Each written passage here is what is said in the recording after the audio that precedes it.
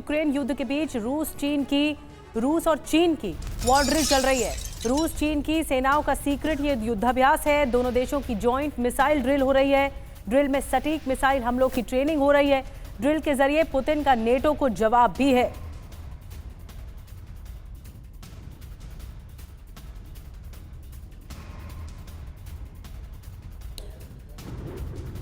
तो नेटो के खिलाफ रूस चीन की सीक्रेट मिसाइल ड्रिल, आखिर है क्या मकसद?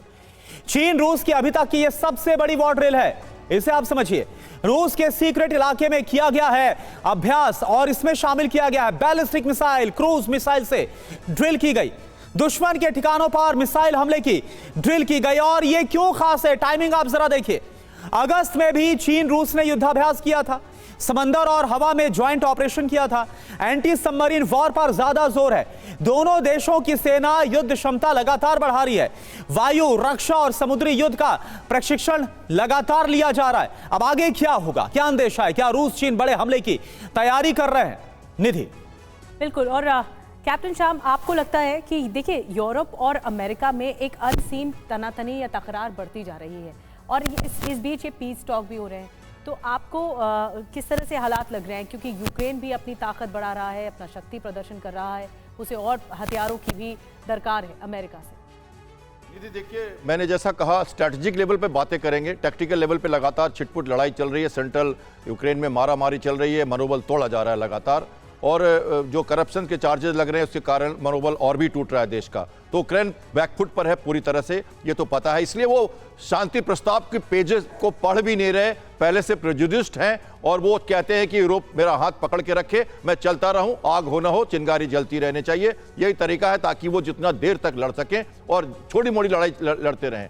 जहां तक बात कर रहे हैं हम कोलिशन ऑफ विलिंग की, तो पहले से वो वर्चुअल मीटिंग कर चुके हैं 1 महीने पहले। वो पहले से प्रेजुडिस होकर बैठे हैं कि हम एक पीस कीपिंग फोर्स यहां रखेंगे अपने तरीके से, जो रशिया मानता ही नहीं। चीन का पावर सेंटर और चीन का जो आप जो आप अभ्यास देख रहे हो, ये नॉर्मल अभ्यास मान सकते हैं हम, क्योंकि इसके बाद फ्रोजन हो जाएंगे सारे वहाँ के जो ओशंस हैं। और खासकर जो एंटी सबमरीन की बात कर रहे हो, तो वो जो कर रहे हैं वो अपने इस समय की जो मौसम है उसके हिसाब से लड़ाई की अभ्यास कर रहे हैं। और चाइना उनका ऑल वेदर फ्रेंड है, पता ही है हमको। ठीक है, यानी कुल मिलाकर एक जो संभावित खतरा यूरोप की तरफ से बढ़ता हुआ नजर आ रहा है, इसकी तैयारी भी अपने सिरे पर रूस कर रहा है। एक और बड़ी खबर, यूक्रेनी सेना का रूस पर पलटवार।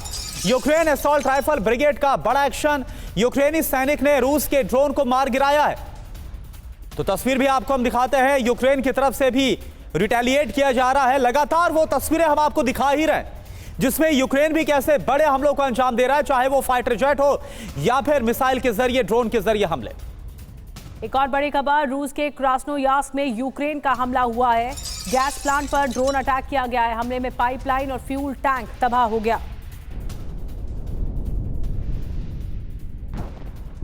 और एक और बड़ी खबर, सीमा पर कमजोर हो रही है यूक्रेनी सेना। सैनिकों की संख्या लगातार कम हो रही है। संसाधनों की कमी से जूझ रही है यूक्रेनी सेना। यूक्रेनी स्थिति कमजोर होती जा रही है। न्यूयॉर्क टाइम्स के हवाले से बड़ी खबर। तो सवाल यह है कि जब संसाधन और रसद नहीं बच रहे तो कब तक झेल पाएंगे युद्ध को? तो ज़ेलेंस्की सेना क्यों पस्त हो रही है? यूक्रेनी मिलिट्री में सैनिकों और संसाधनों की भारी कमी है। जवानों को हथियार सप्लाई हो नहीं पा रहे। रूसी सेना का जोर सप्लाई लाइन को काटने पर है। सेना छोड़ने वाले यूक्रेनी जवानों की संख्या बढ़ी है। बिना नोटिस के सैनिक सेना को छोड़ रहे, यानी कि मोराल बहुत डाउन हो रहा है, ऐसा लग रहा है। जंग लड़ रहे यूक्रेनी सैनिकों के मनोबल पर इसका असर पड़ रहा है। और यह कौन बता रहा है? न्यूयॉर्क टाइम्स के हवाले से यह खबर बताई जा रही है। संजय सोई सर, मोराल और जो इसके अलावा डिफेंस की आपकी ताकत, हथियार, रसद, यही तो होता है जिसमें आप जंग लड़ते हैं। जब यही नहीं रहेगा तो आप कैसे सस्टेन कर पाएंगे?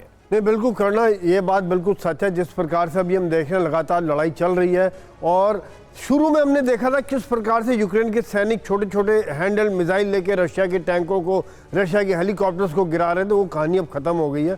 अब रशिया दबादब हमले कर रहा है, उनके मिसाइल्स और ड्रोन के द्वारा, अपने फाइटर के द्वारा, रॉकेट्स के द्वारा हमले कर रहा है यूक्रेन के ऊपर, और उसका वो कहीं कहीं जवाब दे पा रहे। जैसे आप बता रहे थे, जर्मनी के डिफेंस सिस्टम ने कुछ क्रूज मिसाइल गिरा दिए, लेकिन इतनी बड़ी संख्या में आता है कि उसको रोक पाना यूक्रेन के लिए असंभव हो रहा है। और दूसरी बात यह कि संसाधन कम हो गए। यही कारण है कि उनके रशिया के असॉल्ट को नहीं रोक पा रहे। धीरे धीरे इंच इंच करके, एक एक गांव करके रशिया आगे बढ़ता जा रहा है। दूसरा, रशिया ने लगातार इनके पावर सेंटर पर हमला किया है, बिजली संसाधनों पर हमला किया है, ताकि इस समय में कीव का टेम्परेचर 0 से -1 है और आगे और कम होगा। ऐसे में एक साइकोलॉजिकल प्रेशर भी बिल्डअप हो रहा है कि अब सर्दी आ रही है। जर्मनी ने बोला हम जनरेटर भेजेंगे, इटली ने बोला जनरेटर भेजेंगे। वो कब पहुंचेंगे? क्योंकि रशिया सप्लाई लाइन भी काट रहा है, क्योंकि रेलवे स्टेशन पर हमला किया है, ब्रिजेस पर हमला कर रहा है। तो ये सब देखा उन जनरेटर से कितनी ये कमी पूरी होगी। और जवाबी कार्रवाई संजय सोई सर, यूक्रेन भी बहुत ताबड़तोड़ तरीके से कर रहा है। एक और खबर मिल रही है कि यूक्रेन ने रूसी हमलों को नाकाम कर दिया है, हवा में ही मार गिराए हैं रूस के ड्रोन। रूस भी ड्रोन वॉरफेयर को आगे बढ़ा रहा है, रूसी मिसाइलों को भी तबाह किया गया है यूक्रेन की ओर से। और एक और बड़ी खबर, रूस के ड्रोन अटैक का एक और वीडियो आपको दिखाते हैं। ये बहुत ही लेटेस्ट वीडियो है। यूक्रेन के सैनिकों पर ड्रोन से हमला हुआ, कुपियांस्क से लुहांस्क तक अटैक किया गया। ये देखिए आप तस्वीर इस वक्त आपको दिखा रहे हैं।